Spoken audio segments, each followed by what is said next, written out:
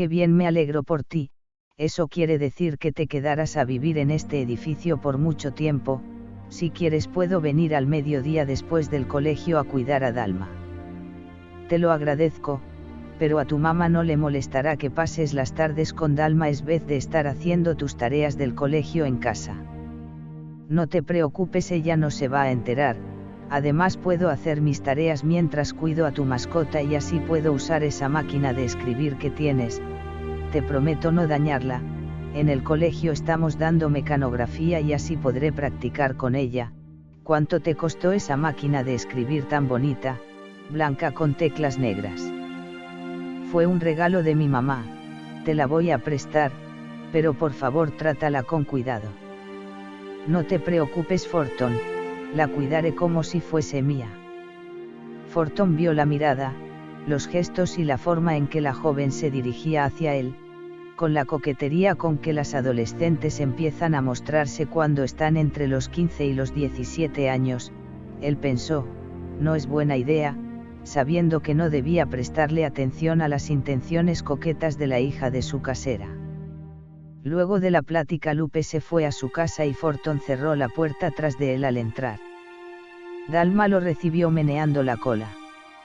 Bueno, Dalma, creo que ahora sí vamos a comer bien, no solo pan con queso, leche y café. Ya conseguí un segundo empleo, lo único malo es que no nos veremos hasta la noche, pero quedarás bajo los cuidados de tu amiga Lupe. El fin de semana Forton llenaba las páginas blancas sobre la máquina de escribir marca Olimpia con frases sobre el papel de la que sería su primera novela.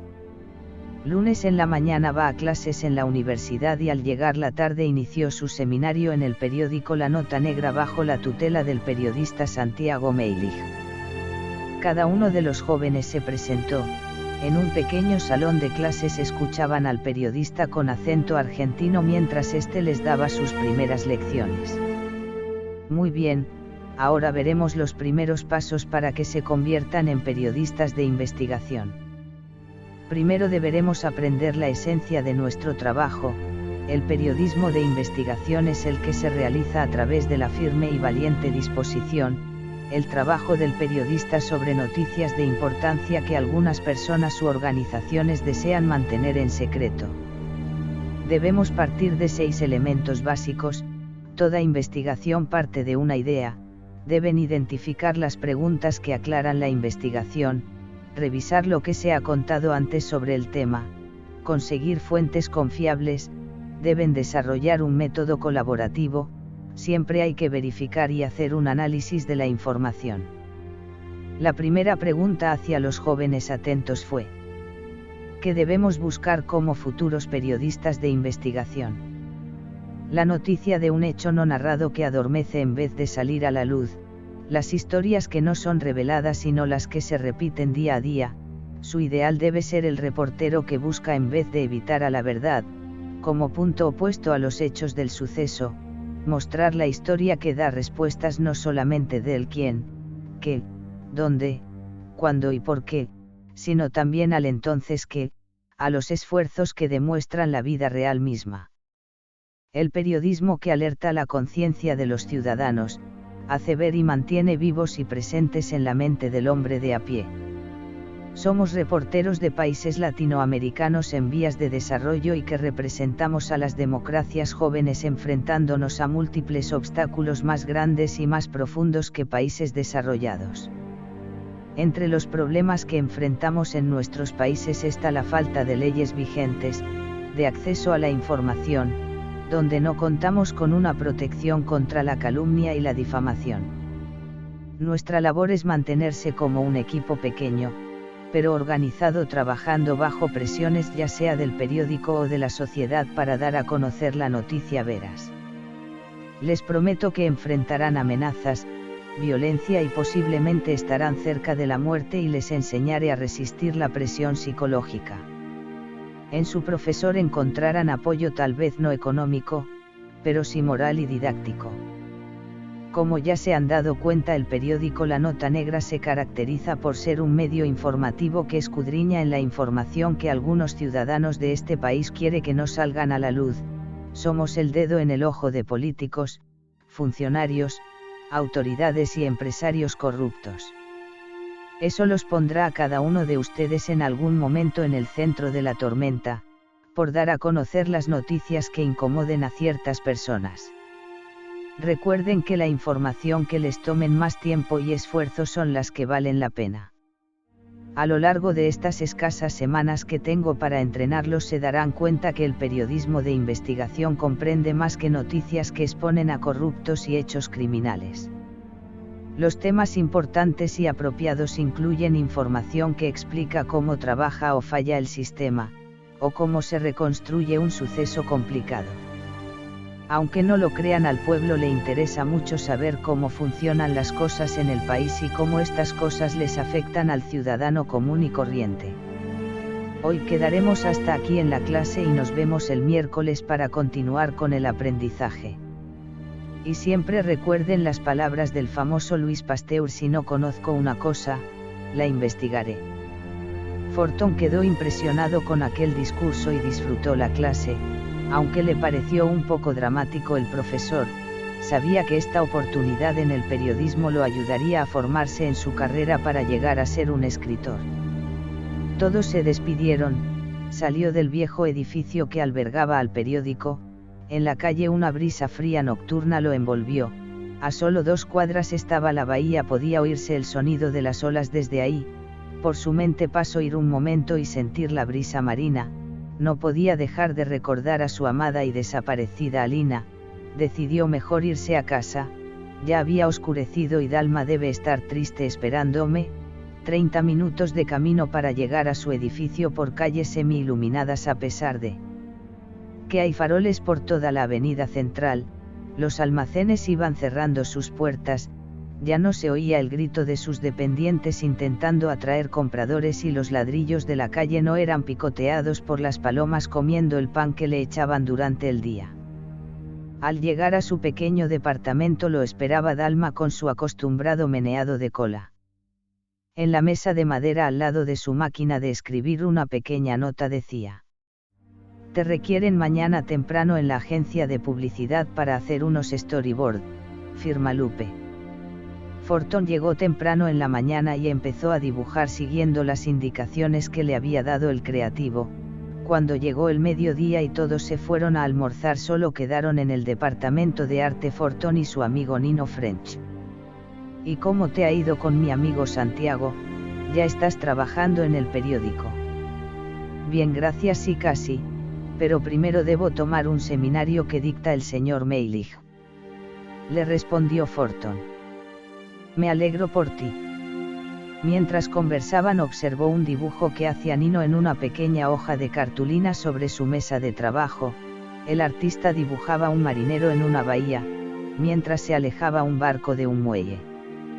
Forton no pudo evitar relacionar aquel dibujo con el momento en que Alina se había despedido de él aquel día en el muelle del malecón. En aquel preciso momento entró Enrique y se acercó a Nino, observó el dibujo y le preguntó: ¿qué haces, Nino? Almorzando, le respondió. Enrique dio media vuelta y se fue sin decir una palabra y sin ni siquiera saludar al joven. Forton le comentó al artista: parece que se fue algo molesto Enrique. ¿Y qué es eso que dibujas, Nino? Es una etiqueta para una marca de blue jeans. Sabes, los judíos dueños de los jeans marca Levi's y Code Blue me pagan por hacer las etiquetas de sus pantalones. Y luego envían el diseño a las imprentas para reproducirlos y pegárselos a los jeans.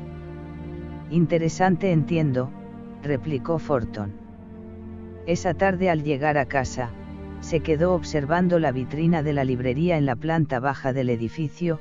Me prometí que cada vez que tuviera algo de dinero lo invertiría en libros clásicos para formar mi biblioteca personal. Luego de pasar largo rato hojeando libros, subió al departamento y sentado frente a su máquina de escribir empezó a teclear. Ya sabía qué título le pondría a la historia de los estudiantes de diseño gráfico. Me declaro inocente. Hacía semanas había empezado a investigar sobre la vida del llamado hombre fuerte de Panamá, el general Manuel Antonio Noriega, escuchando los comentarios de la gente en las calles sobre el dictador que dirigía los destinos del país en aquel momento.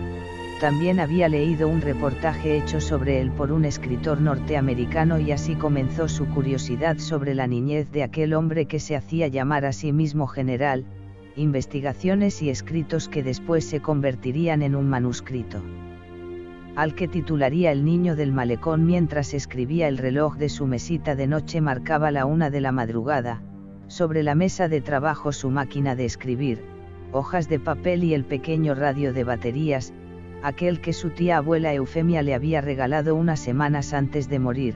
Sintonizaba la emisora Radio 1000, se escuchaba la voz del locutor Yongres diciendo un mensaje, con música de salón de fondo. Son las 12 medianoche en Panamá. En este instante hacemos una pausa para reflexionar con usted sobre lo que ha sido este día. Nosotros estamos satisfechos, hemos programado otras 24 horas con su clase de música. Acompañar con música de clase su vivir es una buena razón para existir. Para aquellos en cuyas vidas no hubo hoy alegría, en este preciso momento comienza un nuevo día. Mil felicidades. No conoce la quietud del puerto quien no ha padecido la tempestad. Buenos días. Fortón disfrutaba escuchar esas frases que daba el locutor en aquella emisora, sin imaginar que eran mensajes pregrabados, pero que de alguna manera lo inspiraban mientras escribía. El día de Fortón terminaba a más tardar 1 o 2 de la madrugada y empezaba muy temprano a las 6 para salir a buscar el desayuno y pasear a Dalma antes de irse a la universidad. Sus noches las pasaba frente a su máquina de escribir, observando por la ventana desde donde se podía ver el mar a través de viejos edificios del área de Salsipuedes, con una taza de café y los bostezos de Dalma en su colcha de dormir. Esa noche al preparar el café se dio cuenta que quedaba poca azúcar en el tarro y se había olvidado de comprar leche. Bueno Dalma, hoy me toca tomar el café negro, pero vienen mejores tiempos, al menos eso creo, le dijo a su mascota, el anciano del parque, y el café Coca-Cola.